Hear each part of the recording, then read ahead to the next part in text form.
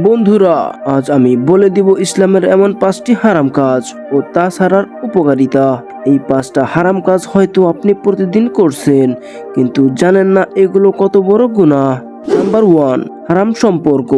বিয়ের বাইরে সম্পর্ক রাখা, বিয়ে ছাড়া প্রেম লুকিয়ে কথা বলা, রাত জেগে চ্যাট করা, এসব ইসলাম অনুযায়ী একদম হারাম।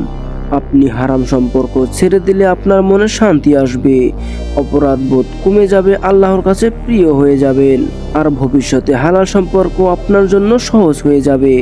নাম্বার 2, নামাজ না পড়া। ইচ্ছে করে নামাজ ছেড়ে দেওয়া বা দেরি করে নামাজ পড়া। আপনি নামাজ পড়লে আপনার জীবনে বরকত চলে আসবে, দুশ্চিন্তা কমে যাবে, আল্লাহর সাথে সম্পর্ক মজবুত হবে, আর আপনার মনে এক ধরনের প্রশান্তি চলে আসবে। নাম্বার 3, সুদ দেওয়া বা সুদ খাওয়া। সুদ নেওয়া বা সুদ খাওয়া ইসলামে কঠোরভাবে নিষিদ্ধ।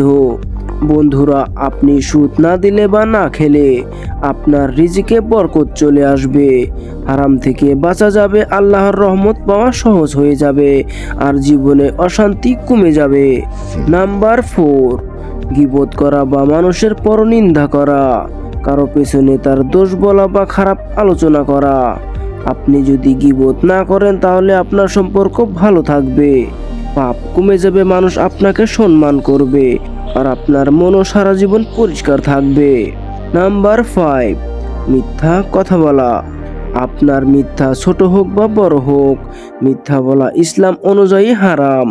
বন্ধুরা, আপনি যদি মিথ্যা কথা না বলেন মানুষের বিশ্বাস অর্জন করতে পারবেন, নিজের আত্মসম্মান বাড়বে, জীবনে শান্তি আসবে, আর আল্লাহর সন্তুষ্টি পাওয়া আপনার জন্য একদম সহজ হয়ে দাঁড়াবে।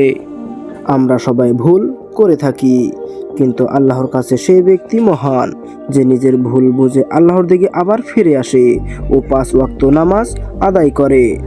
আমি আপনার জন্য দোয়া করি আপনি যেন 5 ওয়াক্ত নামাজ আদায় করতে পারেন। দেখা হবে আগামী ভিডিওতে। আসসালামু আলাইকুম।